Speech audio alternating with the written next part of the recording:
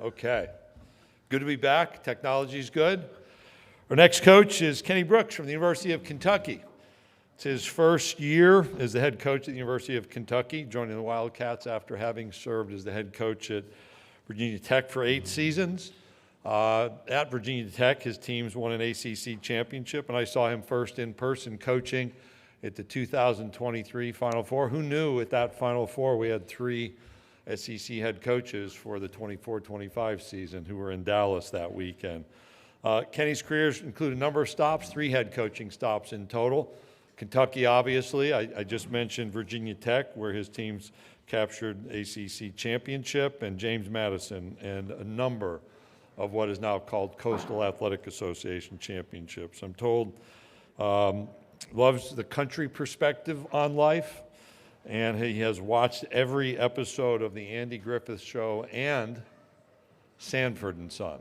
So somebody could talk about Elizabeth at this point, I guess, if you're expert in Sanford and Son trivia. So welcome to the stage, head women's basketball coach from the University of Kentucky, Kenny Brooks.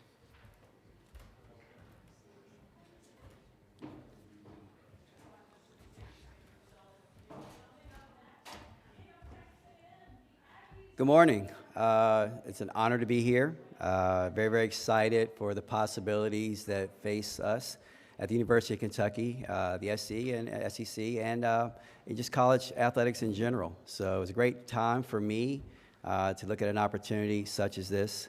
They don't come very often, and when Mitch called me a few months ago, it was a no-brainer. It was a great opportunity. I looked at it, because when you think about Kentucky, and to me, growing up, being a big fan of Tubby Smith, Rick Pitino's, you just always saw Kentucky basketball. And so my time in Kentucky for the last 6 months, 7 months, has not been disappointing. And the Big Blue Nation is passionate about their basketball there. The fan base is incredible. It's very hard for me to go anywhere without having to talk about basketball. I can go to Target. I can go to a historic Memorial Coliseum. I can go to Rupp. I can go anywhere in Kentucky, and people want to talk about basketball. So we're very excited to be able to join this wonderful conference. We understand the challenges that lie ahead with the additions of 2 new programs, 2 new powerhouses. I think it solidifies the fact that it is the absolute best conference in the country, and we're looking forward to contributing to it. We want to make sure we do our part.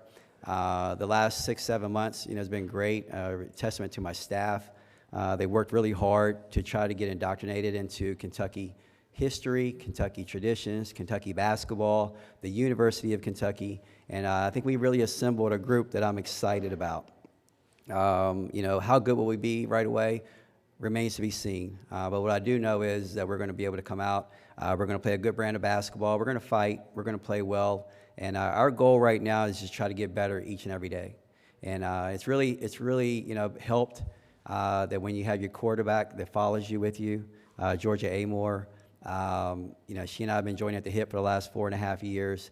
And the fact that she wanted to continue and follow me here to the University of Kentucky, it's a blessing, because now I have another coach, someone who can really talk to the other student athletes, because with the exception of Georgia and Clara Strack, no one else has ever played for me.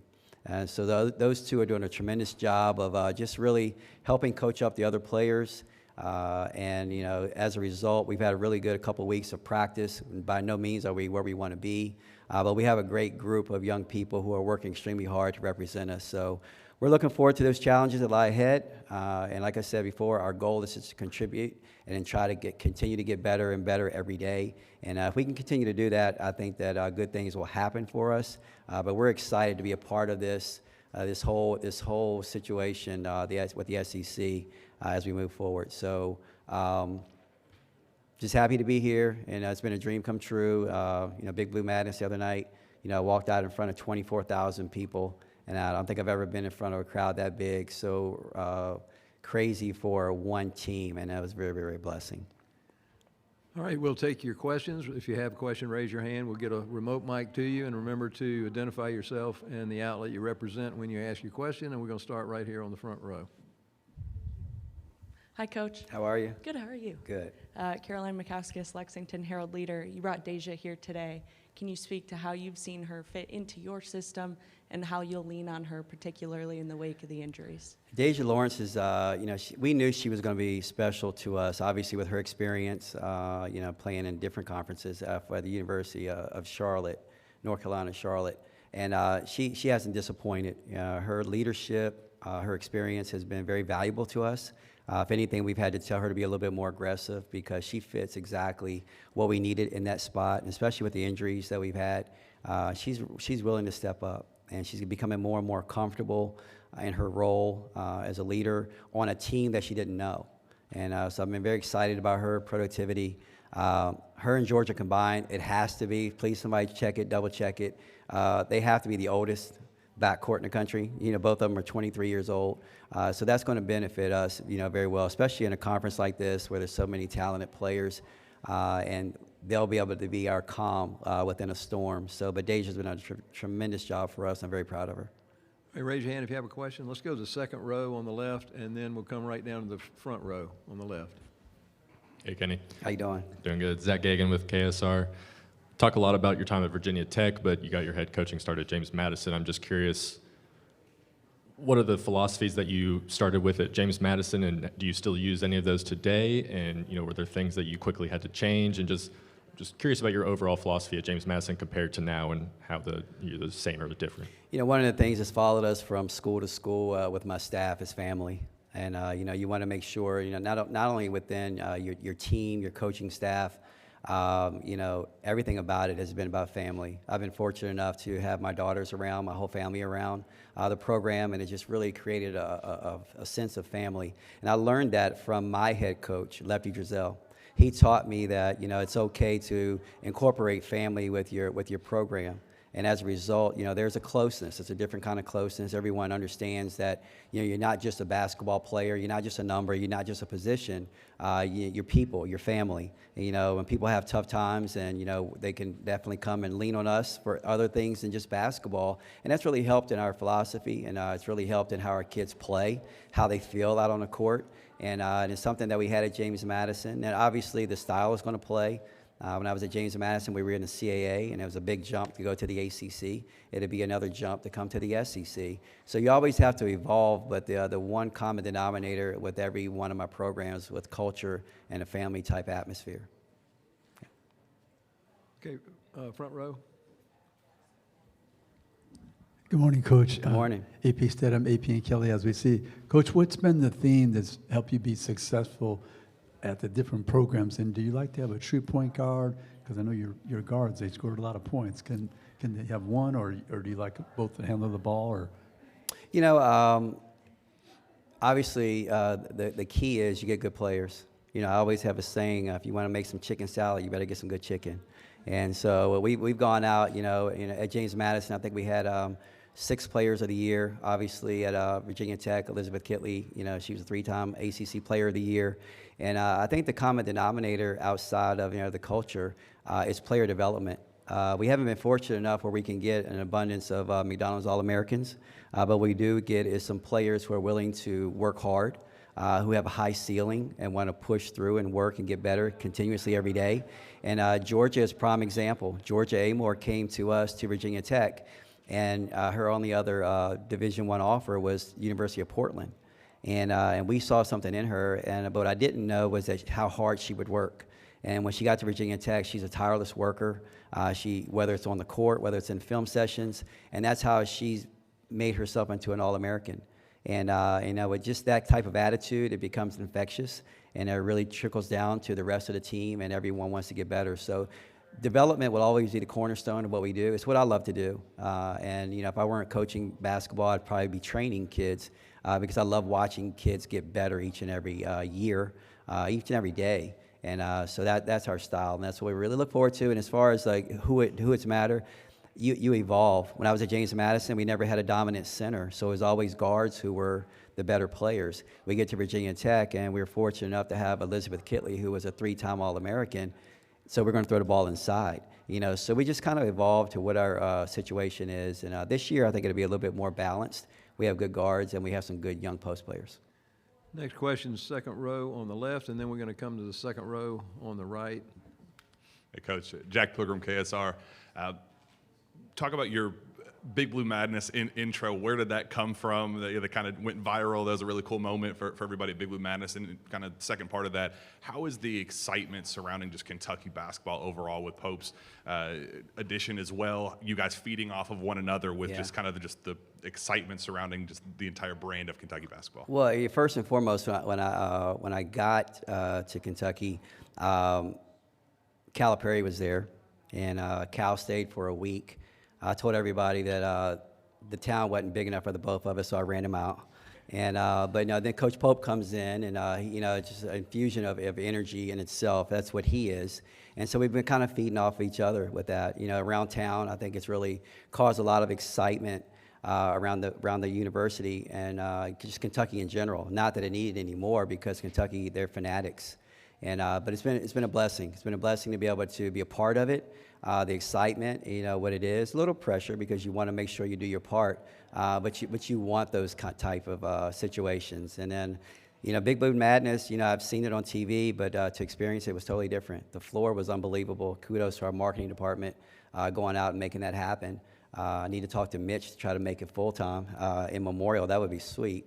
But it was fun, a lot of fun. As far as the intro, it did go viral. The outfit, I picked it out. I didn't pick it out, but it was daughter approved. And so I was like, I'm just picking up stuff, and I'm like, this okay? They were like, that's fire. I guess that was okay. And but it worked out pretty well. And getting a lot of people are trying to ask me, where we got that from. But so it wasn't a whole lot of thought that went into it. Just people around me made it happen, made it special. Good morning, Kenny. Kevin Skarbinski from the SEC blog. You mentioned the influence of Coach Drizel on you from the family aspect of a program. What about on the floor for people who haven't seen your teams play? And you said you adjusted to the talent, but what should we look forward to seeing in terms of playing style this year? Yeah, I think it's a lot of times people will say the team will take on the personality of their head coach. I wasn't that good, but I always played hard. And that's the one thing that I always expect from my teams. You're not always going to play perfect. You're not always going to execute the right way. But the one thing that you can always control is your energy, your effort, and your attitude. And if you go out and you play, you play hard because, how you do anything is how you'll do everything. And we make sure our kids understand that, from going to class, being on time, being respectful, all that stuff carries over to your team. And, that's something I learned from Coach Drizel. He was a tremendous mentor to me. I didn't even know it at the time. I thought everything that he was doing it to me, but he was actually doing it for me. And I found myself saying a lot of the same things that he said, treating my players the same way that he treated us. And it's just something, it's true mentor. But, it's kind of if you look at Coach Drizel, coach teams, and if you kind of blink and look back at our teams, there's a lot of similarities in the way that they operate and what the expectations are. Okay, next question, third row in the middle, and then we're going to we got two questions down the front row. Good morning, Coach. Morning. Brad from College Sportscast. I wanted to ask you about, you have several international players on this team, and it looks like you and Coach Rad, that is something that's intentional. Will that continue in your recruiting? Yeah, it's something that has worked very well for us. As you mentioned, Coach Rad does a tremendous job of understanding the FIBA, the ins and outs of that. And there are a lot of talented players that are all across the country. And I think with the boom in women's popularity in the last few years, it's making it more and more attractive for international players who want to come over. And then it's also opportunities that they get to play at such a high level. So it's worked extremely well for us at the Virginia Tech level. Obviously, Georgia was someone that we had. We had a kid, Matilda Eck, last year, who was a tremendous player. Really fits our system. We have a number this year. They fit our system, the way we play. The way we play is very similar to international basketball, and so they come in and they fit in very seamlessly. We won't go totally to it, obviously, but it'd be a good mixture, and it's something that we definitely scour, the world to see if there's great players that will fit our system, and if it is, we would definitely welcome it. Okay, let's go to the left right here and then back over to Carolyn. Hi, Cora Hall with the Knoxville News Sentinel. I just want to ask you, as a coach who consistently sends players to the WNBA, I'm curious your thoughts on this season with the, rise in popularity, ratings, historic growth, but, obviously as all of us saw, a rise in racism and online abuse directed at players. Just what are your thoughts on where the league is at right now and kind of where it goes from here? I'm a big fan of the WNBA. I think that it's growing the way that it should. You know, there've been so many great players that haven't had an opportunity to play in the WNBA because it was limited spots. And now with the growth of women's basketball, the expansion with the WNBA, I think it's continuing to be seen. I think we're in a very unique situation with it. It almost mirrors back. I'll date myself, but when Larry Bird and Magic Johnson kind of came out. And, with the rivalries that they had, it's been comparisons with Caitlin and with Angel in those scenarios. And I think that's something that if we as women's basketball people can embrace it and market it the right way, I think the boom can happen just like it did back in the days. And we market that situation. You know, the brand of basketball is continuing to get great. The games are unbelievable. The New York Liberty and the Lynx game the other night had me on my seat, and you're watching it, and it's purely entertainment. And so I think we have a responsibility not only as women's basketball WNBA coaches, but college coaches to continue that growth, and we can do that by the entertainment value. If we go out there now, because you have eyes on the game that really haven't been on the game, and so there is entertainment value to it. If we put out a product that will make people want to continue to come back and watch and watch and watch, I think it's a golden time to watch it just explode. And so I'm excited to be a part of it. We want to do our part. But it's also a great thing for our kids to come in. My kids are basketball junkies. They're texting me, "Are you watching this game? Did you see Nafisa Collier do this?" Georgia talks about it, all the time. And now they're becoming fans where 5, 6, 7, 10 years ago, kids didn't even watch the WNBA. And that's no offense, but it wasn't as accessible. Now it's all over the place. They find it. They tell me what channel it's on. So the accessibility of it's helping as well. But we as women's basketball coaches, I think, have to do our part. And if we can continue to do that, I think this is a golden opportunity to watch it boom. And I take that very seriously. We want to put a product out there that's going to bring in the common fan. I want the person who hasn't been to a women's basketball game and they come and they're like, "I'm coming back because that was very enjoyable to watch." And I take that responsibility very seriously. Next question. Coach, a few weeks out now from the official debut, in which areas would you still like to see your team improve before November 4th? Yeah, all of them. We have a long ways to go, but we're tinkering. I think it's well documented. We've had a couple of injuries that really have had us to change how we're going to play this year. We're very tall, with the exception of Deja and Georgia. We're going to be long, athletic, so we're going to have to try to utilize that to our strength. But we got kids who just haven't played for me yet. And so we're really working on that. But we got great leadership. They're looking to get better and better every day. They're hungry. And so we have a lot. We're not going to be anywhere as good in the beginning of the season as I think we will be in the middle or the end. So we're just going to continue to work hard every day and just try to get better in all aspects. Anybody got one last question? Okay, let's take the last one right there on the left. We heard you talk about Cassidy Rowe and her blue tears last week at Media Day, but Sanaya Tyler also came back. She could have gone anywhere else, I guess. So what was the conversation with her when she was figuring out if she wanted to stay or leave, and how do you think she'll impact the team this season? Well, obviously, with this day and age, with the freedom of movement that the transfer portal allows, you can kind of see, your conversation is always different, but you can kind of sit across from a kid and you can talk to them about, their situation, and you can look at their expression to see, if they really want to stay or not. And those two, in general, they just, they exude, confidence and the enjoyment with University of Kentucky. They definitely wanted to be here, and they've been instrumental for us, just trying to help us get acclimated to everything surrounding, not only just in Memorial Coliseum, but, in the town of Lexington. And so they've been great. They've been working hard. For them, they have to get used to a brand new system. So, they've been slowed a little bit. Philosophies are totally different. But they've been working hard every day and looking forward to just trying to get better every day. And you've seen that growth with them. And I think they're going to be able to contribute for us in a very positive way. I have one final question for the coach. How many episodes were there of the Andy Griffith Show? A lot. I think it was about 8 seasons. I still watch it. It comes on at 4 o'clock every day on TV land if you want to watch it. But it's my comfort show. That and Sanford and Son, when I just want to just relax from the world. It's kind of like my Calgon. It just takes me away, and I get to watch that. And so it's a lot. It's my comfort show. I've seen every one of them. I can tell you what Barney Fife is going to say before he says it, and I take pride in that. Thank you, Coach. Thank you, guys.